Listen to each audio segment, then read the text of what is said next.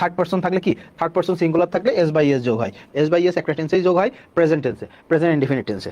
এখন হয় twice plus time, শুধু টোয়াইস না, once plus time. Okay, once plus time থাকলেও প্রেজেন্ট ইনডিফিনিট হয়। কোনো সেন্টেন্সের মধ্যে যদি always, often, occasionally, sometimes, usually, twice, তারপরে কি এভরি, নর্মালি, রেগুলারলি, জেনারেলি এগুলো থাকে, তাহলে প্রেজেন্ট ইনডিফিনিট টেন্স হবে।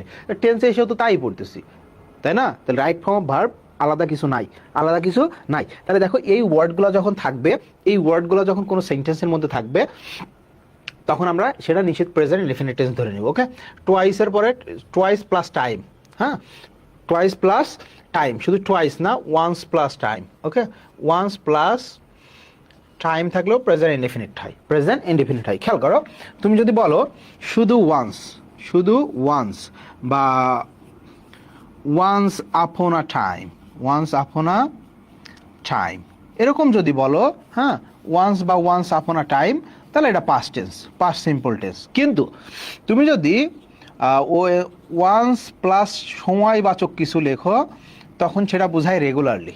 সেটা কি বোঝায়? রেগুলারলি। যেমন দেখো, তুমি যদি লিখো once a month, okay, once a week, তখন সেটা প্রেজেন্ট ইনডিফিনিট টেন্স। কারণ দেখো, ওয়ান্স আ মান্থ মানে কি, বলছো ভাই মাসে একবার। ওয়ান্স আ উইক মানে কি, সপ্তাহে একবার। ওয়ান্স আ ডে মানে কি, দিনে একবার। টোয়াইস আ ডে, টোয়াইস আ ইয়ার, তার মানে কি সপ্তাহে এই টোয়াইস আ ইয়ার, বছরে দুইবার। দ্যাট মিনস রেগুলারলি জিনিসটা ঘটতেছে। তাহলে শুধু ওয়ান্স বা ওয়ান্স আপন আ টাইম, এটা পাস্ট ইনডেফিনিট টেন্সে বসে। কিন্তু once plus time, okay, once a month, once a year, once a week, once a day, once a minute, এরকম যদি থাকে, ওয়ান্স আ আওয়ার, হ্যাঁ, যেহেতু ওয়ান্স আছে, টোয়াইস, থ্রাইসও সেম, এগুলো কি হবে? প্রেজেন্ট ইনডেফিনিট টেন্স হবে। এবার দেখো, এভরির পরে সময়বাচক শব্দ, that means every plus time, every day, every minute, every year, every month.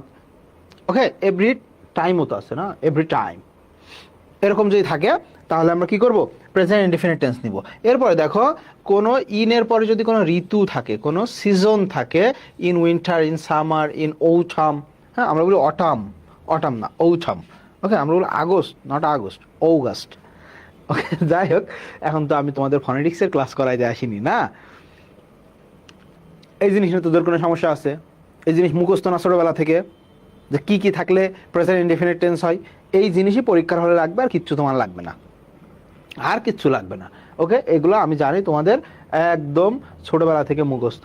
আচ্ছা, এখন বল দেখি, এখন বল, he dash up, he dash up at 7 o'clock every morning, every morning. খেয়াল করো, এখানে একটা সেন্টেন্স রয়েছে, এখানে একটা সেন্টেন্স রয়েছে। তো এখানে দেখ,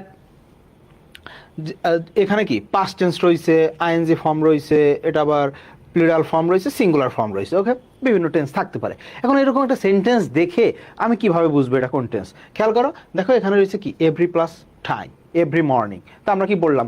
every day, every morning, every year, every week, every minute, every day, এগুলো থাকলে, এভরি প্লাস টাইম থাকলে কোন টেন্স?